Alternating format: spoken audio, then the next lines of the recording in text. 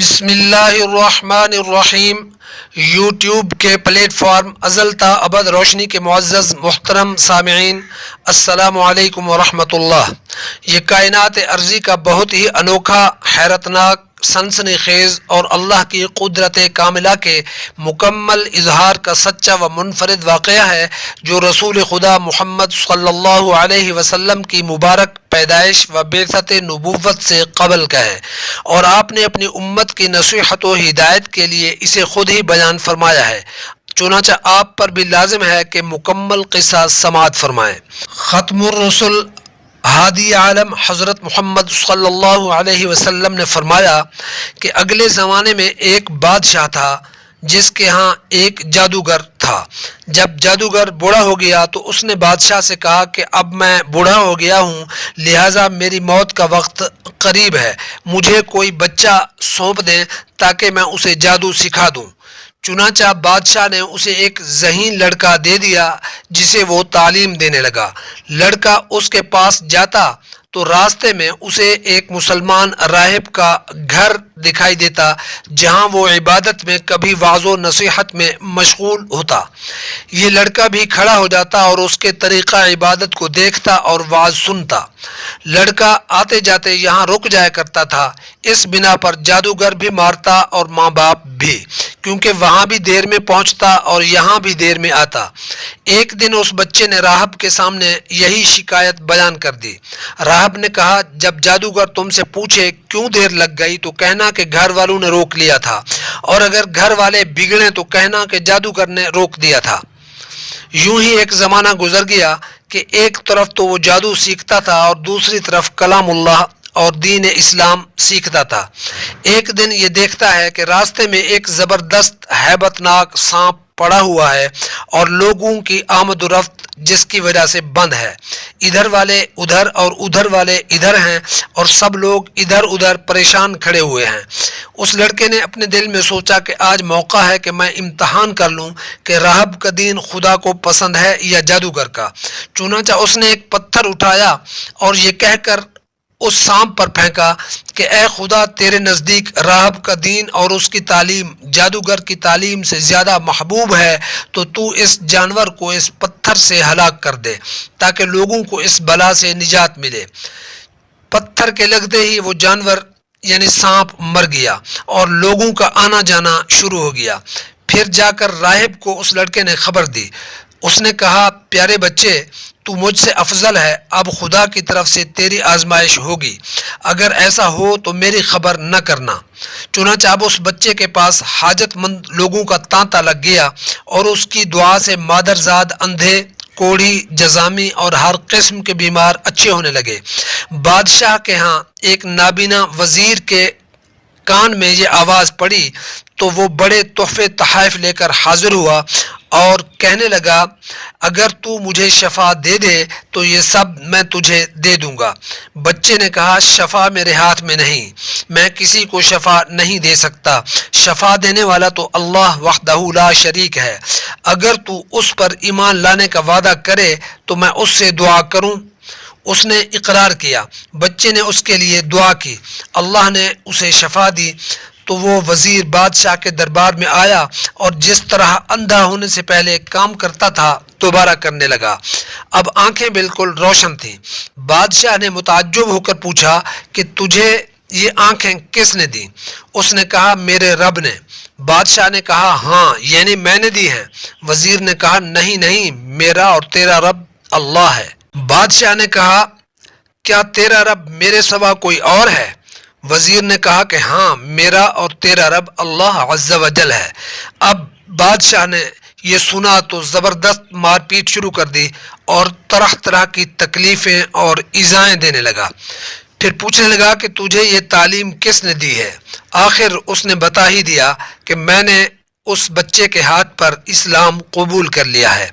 बादशाह ने उस लड़के को बुलवाया और कहा, अब तो तुम जादू में कामिल हो गए कि अंधों को देखता और बीमारों को दुरुस्त करने लग गए हो। बच्चे ने कहा, गलत है, ना मैं किसी को शफा दे सकता हूँ, ना जादूगर हूँ, शफा अल्लाह के हाथ में है। बादशाह कहने लगा कि अल्लाह तो मैं ही हूँ। بچے نے کہا ہرگز نہیں۔ بادشاہ نے کہا پھر کیا تو میرے سوا کسی اور کو رب مانتا ہے؟ تو اس نے کہا ہاں، میرا رب اور تیرا رب اللہ تعالی ہے۔ بادشاہ نے یہ سنا تو اس بچے کو طرح طرح کی اذیتیں اور سزائیں دینا شروع کر دیں، اور پھر ہوتے ہوتے راہب کا پتہ بھی لگا لیا۔ اس نے راہب کو بلا کر کہا تو اسلام کو چھوڑ دے۔ راہب نے انکار کر دیا۔ بادشاہ نے اسے آرے سے چروا دیا، پھر اس نوجوان سے بھی کہا کہ تو دین اسلام سے پھر جا۔ لڑکے نے بادشاہ کی بات ماننے سے انکار کر دیا تو بادشاہ نے اپنے سپاہیوں کو حکم دیا کہ اسے فلاں پہاڑ کی بلند چوٹی پر لے جاؤ، وہاں پہنچ کر بھی اگر یہ دین سے باز آ جائے تو اچھا ہے، ورنہ اسے وہیں سے دھکا دو۔ چنانچہ سپاہی اسے پہاڑ کی چوٹی پر لے گئے، اور جب اسے دھکا دینا چاہا تو نوجوان سے اللہ سے دعا اور فریاد کی۔ دعائیہ الفاظ یہ تھے، اللہم اکفنیہم بما شئت، یعنی اے اللہ جیسے بھی ہو تو مجھے ان سے بچا۔ اس دعا کے ساتھ ہی پہاڑ ہلا اور سب سپاہی لڑھک گئے، صرف وہ نوجوان ہی بچا رہا۔ وہاں سے وہ بادشاہ کے پاس آ گیا۔ بادشاہ نے کہا یہ کیا ہوا؟ میرے سپاہی کہاں ہیں؟ نوجوان نے کہا خدا نے مجھے بچا لیا اور ان کو میرے رب نے پکڑ لیا۔ بادشاہ نے اپنے دوسرے سپاہیوں کو حکم دیا کہ اسے کشتی میں بٹھا کر بیچوں بیچ سمندر میں لے جا کر غرق کر دو۔ سپاہی اسے لے کر چلے۔ بیچ سمندر کے پہنچ کر جب اسے پھینکنا چاہا تو اس نے پھر وہی دعا کی کہ بار الہ جیسے بھی ہو مجھے ان سے بچا۔ دعا کے ساتھ ہی موج اٹھی اور وہ سارے کے سارے سپاہی سمندر میں غرق ہو گئے، صرف وہ بچہ ہی باقی بچا۔